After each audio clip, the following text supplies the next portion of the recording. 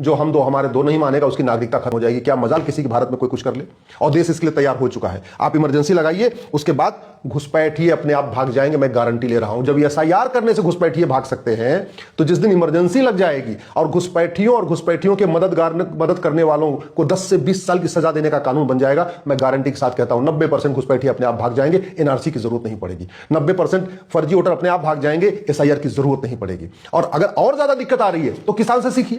किसान क्या करता है? सीधे बुआई नहीं करता, पहले जुताई करता है, निराई करता है, गुड़ाई करता है, खरपतवार की सफाई करता है, उसके बाद बुआई करता है। बुआई के पहले 4-5 चीजें करता है किसान। तो भारत में भी ऐसे कर दीजिए। जब पता है कि ये जो 100 पॉलिटिकल परिवार हैं जो सत्ता के लिए कुछ भी कर सकते हैं, जाति का जहर घोल सकते हैं, भाषा का जहर घोल सकते हैं, क्षेत्र का जहर घोल सकते हैं, अलगाववादियों की मदद कर सकते हैं, माओवादियों की मदद मत कर सकते हैं, तो पहले उन्हीं का इलाज कर दीजिए। 100 रुपए से बड़ा नोट बंद कर दीजिए, सारा का सारा हवाला कारोबार खत्म।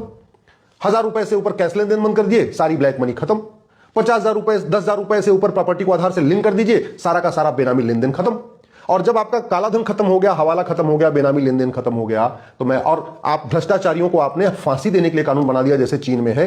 तो ये जो पंजाब वाला पॉलिटिकल परिवार है, कश्मीर वाला पॉलिटिकल परिवार है, या दिल्ली वाला पॉलिटिकल परिवार है, या यूपी वाला पॉलिटिकल परिवार है, या तमिलनाडु वाला पॉलिटिकल परिवार है, या झारखंड वाला है, या बंगाल वाला है, जो हर राज्य में 2 से 3 पॉलिटिकल परिवार है जो पूरे राज्य को चला रहे हैं, पूरे देश की राजनीति, पूरे राज्य की राजनीति को वही डिसाइड करते हैं।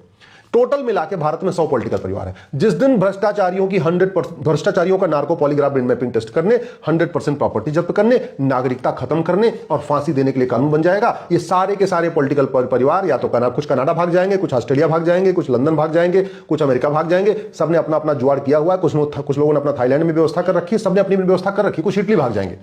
जब ये भाग गए, उसके बाद आप तसल्ली के साथ वीर सावरकर जी का सपना साकार करिए, गुरु गोलवलकर जी का सपना साकार करिए, पूज्य डॉक्टर हेडगेवार जी का सपना साकार करिए, बाबा साहब अंबेडकर का सपना साकार करिए, सरदार पटेल का सपना साकार करिए। जो हमारे स्वतंत्रता संग्राम सेनानी थे, जो उनका सपना था एक सबल भारत, एक स्वच्छ भारत, एक समावेशी भारत, सब उनका सपना साकार करने के लिए नियम कानून बनाइए। जो भारत में मजहब के आधार पर नियम कानून है, इमरजेंसी लगाइए और उसके बाद मजहब के आधार पर नियम कानून खत्म कर दीजिए। किसी को बोलने की हिम्मत नहीं पड़ेगी।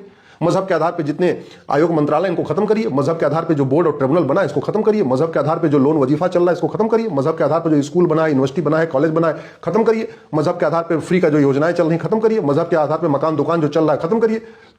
जब तक इस देश में मजहब के आधार पर कोई एक सुई भी दी जाएगी, एक रुपया भी दिया जाएगा, इस देश में एकता अखंडता मजबूत नहीं की जा सकती है। भय बिन होए न प्रीत, सठे साठम समाचरित। लोहा लोहे को काटता है। चीन में शांति है, चीन में समृद्धि है, चीन में खुशहाली है, चीन में आतंकवाद नहीं है, चीन में अलगाववाद नहीं है, चीन में जिहाद नहीं है, चीन में मजहबी उन्माद नहीं है। वहां रोज आतंकवादी को मारना नहीं होता, और आतंकवादी मारने से कभी आतंकवाद खत्म भी नहीं होता। आप एक अफजल मारेंगे 100 अफजल निकलेगा, वो नारा लगा था ना।